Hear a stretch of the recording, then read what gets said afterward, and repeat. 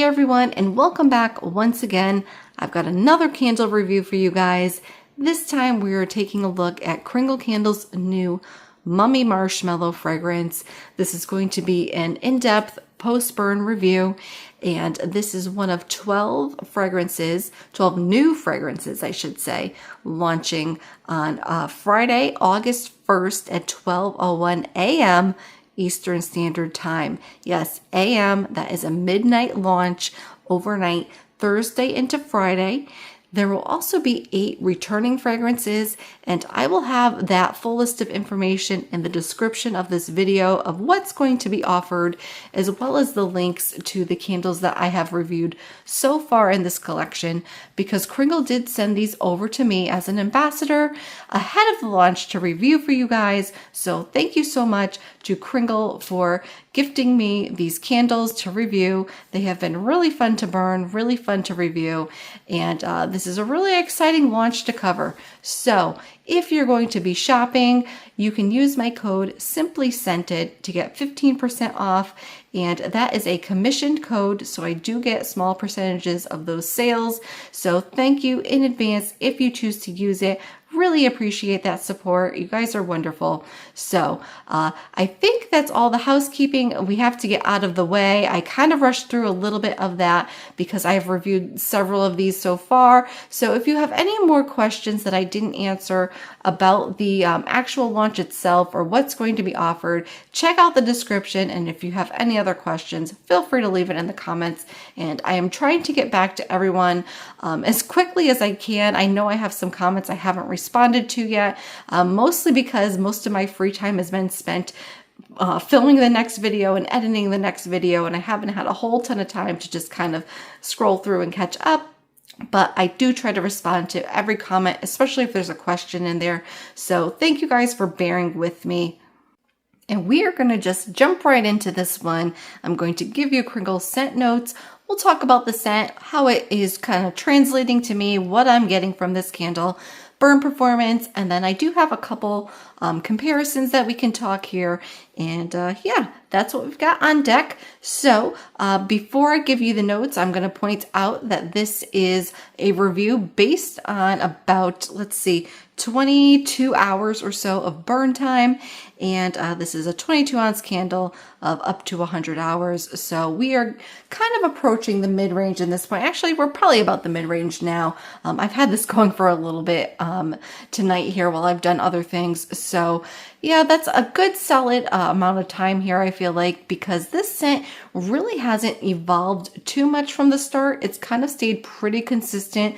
There's one little piece that's kind of come out more as it's burned, but we'll get into all that. But starting off with the actual scent notes that Kringle gives us, we've got top notes of cinnamon, clove bud, and marshmallow, mid notes of earthy mosses, birch, and cedarwood, and base notes of musk, oak, patchouli, and vanilla bean. All right, you guys, so when I heard the concept Mummy Marshmallow, I was kind of thinking this is going to be maybe in this sort of gourmand marshmallow family with some sort of twist, some sort of Halloween twist. And really, in my first impressions, I talked about how on cold, I got a lot of woods and really not much marshmallow there. There's a tiny bit of sweetness, but really it seemed like it was more woods focused, and getting into that burn, that didn't really change. Sometimes things will flip flop. You'll get a lot more one note up front on cold, and then you burn it and something else comes through. But really this stayed consistent to the fact that this is far more focused on the woods aspect, on the sort of fire aspect here than the actual marshmallow piece. So kind of curious name for Mummy Marshmallow. A little misleading, I guess, if you're not paying attention to those scent notes and just sort of blind buying. But if you were looking for gourmand, this is not it. So in general, this is sort of your fireside sort of candle. This falls into that fire, woods, smoky sort of realm of fragrances. So if you like those types of scents, for what this is, I actually think it's really good. I really like the actual scent here. The only thing I really struggle with is for a Halloween fragrance, I guess it's not super unique. It doesn't totally fit the name Mummy Marshmallow, and there's just a lot of sort of fire smoky scents out there in the market already. I tend to prefer this over some of them, so it has that going for it. I'm not knocking the fragrance at all. I think it's really good. But if you're somebody who's trying to kind of whittle down your Halloween list, maybe you're wondering where you can make a cut somewhere, the only thing I can say with this one is if you have a lot of scents like it in your collection, this might feel a little bit redundant in that aspect, especially if you have a similar scent already that you really like. So in that way, that one has me, this one has me a little bit torn because on one side, I really do love the actual fragrance, but you know, in terms of would I buy it again? I don't know, because there's just so many out there and I have several already in my collection. So that's kind of where I am in a general speaking framework here, but getting into the actual, what does this smell like and what is, you know, this candle coming across as to me. First and foremost, I get the wood notes, which here are kind of mid notes, the birch and the cedarwood. I feel like cedar a little bit more than the birch, and the quality of it is sort of if you took really fresh chopped firewood and you were going to make a fire with that. That's where this kind of goes for me, is an outdoors, really sort of dirt dugout fire pit. Maybe you're camping in the woods and you have, this is not like your fancy fire pit in the backyard that's built up with the stones and everything. This is like the dirt fire pit while you're camping, because there is earthy elements under here. There's earthy moss, which adds like a little bit of a almost dirty quality. It's not heavy on that dirtiness, but it is kind of there. And then you've got that wood that kind of adds to that sort of earthy feel. So for me, fresh chopped firewood, that cedar wood especially, and you do get this smoky quality about it.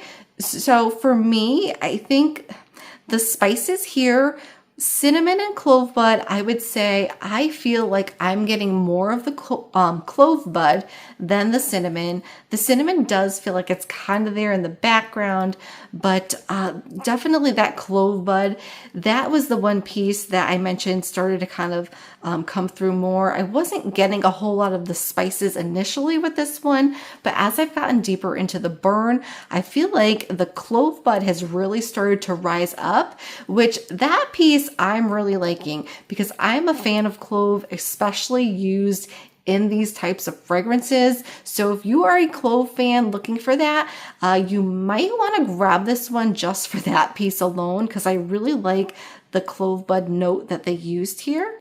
And then we've got that little bit of a musky undertone. And for me, I feel like the musk just kind of plays into the smoky quality of this. It's not a like heavy musky cologne-y type of musk, which I feel like sometimes in comparison, Kringle's Warm and Toasty, if you have that one, I feel like that one has a little bit of a sort of musky, almost cologne-like lean to it at times, and it gets a little bit heavy for me, and that one's a little bit sweet. But here I feel like it's just a little bit different. I think it's just adding to the overall kind of smoky flair, adding a little bit more depth to the fragrance, and I really like how they put this one together. The patchouli, I don't really get a distinct patchouli here, but maybe that's sort of I don't know. There's something about it that makes it kind of come alive a little bit, pop a little bit. And for me, like that's how patchouli kind of comes across to my nose a lot of the time, as just sort of a burst here, a pop of like an extra lift to it, an extra airiness to the fragrance. Maybe that's the word, sort of an airiness to it. And I really like how they did that. The only thing that I'm sort of lacking here is the marshmallow. The marshmallow note itself, I mean, I don't really get a true marshmallow here. I do get a vanilla. I do get a sweetness. There is a just slight creaminess to it. And I think really more than anything else, It's not a standout note, but it's there in the sense that it smooths out this fragrance that might otherwise be a little bit too harsh, especially with that clove bud in there, and especially with that smoky tone that this takes and those earthy elements. I feel like if that vanilla piece wasn't there, this would be a little bit too much. It might be a little bit on the suffocating side. But I feel like it's just kind of there as a smoothing sort of creaminess, but there's not a true marshmallow note. And that might be disappointing to some of you if you're looking for that. I feel like if you're looking for something a little bit more marshmallow focused, your better bet is probably Kringle's Warm and Toasty, which I feel is a lot sweeter than this one. Actually, a little bit too sweet for my taste, but that one definitely has more of a marshmallow presence to me. But here, I am just not getting it. So I'm kind of okay with that in that sense. Other than the fact that when you call it Mummy Marshmallow, I'm looking for marshmallow. It depends on how your feelings are there.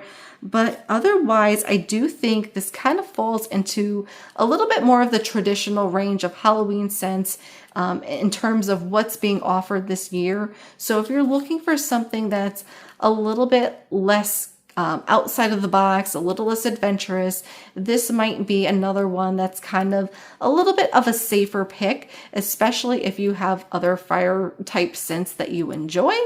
But otherwise, it's not a bad candle. I'm really torn, you guys. I was going to talk a little bit about the performance here, but I think since we already talked a little bit about comparisons with Warm and Toasty, I have a couple more here that I'm going to mention before we get into the performance. But as for other comparisons, since Kringle Candle Reserve Fire was another one that I really felt like this has a little bit of a similarity to. The cedarwood note in it, I feel like the one here is similar to what was in Fire. So if you had Fire and you felt like it was a little too intense, it was a little too much, which I know, I know you really have to like those smoky scents to enjoy that one. This, I feel like, it has a very similar smoky tone to it, similar with that wood, but is more mellowed out, a little bit more subdued and tolerable. And for me, like saying Warm and Toasty was a little bit too sweet for me, Fire tending to be a little bit intense and only being able to enjoy it in small doses. This one's kind of like my Goldilocks scent. So this one's sort of just right. It's got like the perfect mix of both of those. So if you're looking for your Goldilocks scent, maybe this one's it too. But another comparison that also sort of comes to mind here is Winter Fireside from Slatkin or Homeworks. What are they going by these days? I don't even know. But from Homeworks, Winter Fireside has it has that smoky tone, but it also has a clove note, which the clove, I feel like that is where that like common thread is. As somebody who loves that clove note, I liked it in Winter Fireside, and I get sort of a similar clove here with Mummy Marshmallow. Now, in terms of performance, the strength here, honestly, has been less than I would have expected from a scent like this. I would put the intensity in sort of the 5-6 range, which I would have thought it would be somewhere around a 7. And it started out okay, and I thought this was going to kind of pick up as it burned. But as I said before, we're probably over 20 hours into this, and it really hasn't picked up at all. And I have not tried this in a hurricane, so that might help it a little bit. But it's not bad. It's not non-existent. And because it is sort of a smoky scent, I am picking it up in the room. It's certainly not scentless. It's not as powerful as I would have expected. And in terms of the throw and the ability to move itself around my open concept space here, very high ceilings in this living room. It is present kind of between my kitchen and living room area, but it doesn't really travel too far beyond that. And it's just kind of, because it's not over the top, it's more of a background sort of smokiness as you get farther away from the candle. So for me, I actually feel like it's sort of perfect if you like layering scents, if you like blending, if you have something where you want to add a little bit of a smoky tone to it. It could go with really a lot of different types of scents. It could go with something gourmand like a pumpkin. I think it would complement that really well. It could go with something apple. It could go with, actually, you know what? I had this burning in the back while I was filming my Chest of Chaos review, and it was adding a little bit of a nicer, I should say a little bit more of a smoky tone. So that was nice how it kind of complemented each other, because I mentioned getting a little bit of a smoky air from Chest of Chaos, but not a real true smoky note. But with Mummy Marshmallow kind of going to the background, I did like that combination, and that may be something that I burn a little bit more of in the future, because they're both sort of tame scents that I don't think will compete with each other too much. Like, you'll be able to smell both and they'll kind of meet in the middle. So that's another option for this one, especially like if you just want sort of that ambience of maybe having a fire pit, but without the work of having a fire pit. Another option for you. So again, I don't mean to say it's scentless. I know throw is just like the biggest question you guys always have for me. What's the throw like? Is it strong? That's what you're looking for is these, stronger fragrances. So I hate to keep saying again, like, this one is just, it's not a powerhouse, but in a way, I'm kind of almost glad it's not a powerhouse. That might make this verge on a little bit too much like Fire was, but I just was expecting a little bit more. And as for the actual burn performance, that I've had no issues with. Again, just like most of these, a hotter first burn, and then kind of finding its groove, really not having any trouble with the burn, just going with standard sort of burning practices here. Keeping your wicks trimmed, keeping an eye on them. If they start looking like your flames are getting a little bit bigger, not being afraid to give those a trim, especially if you want to have a little bit longer of a burn. And just watching that burn time, I'm guilty of letting things go a little bit longer than they should, but even still letting this go long, it hasn't given me any trouble. It hasn't gotten sooty or changed the scent at all. But yeah, pretty standard. And honestly, the performance for these, that is the one thing in the actual terms of burn, they've all been pretty good. I haven't run into any issues yet. So that's my take on Mummy Marshmallow. Again, just feeling a little bit torn on this one. On one hand, I really like it.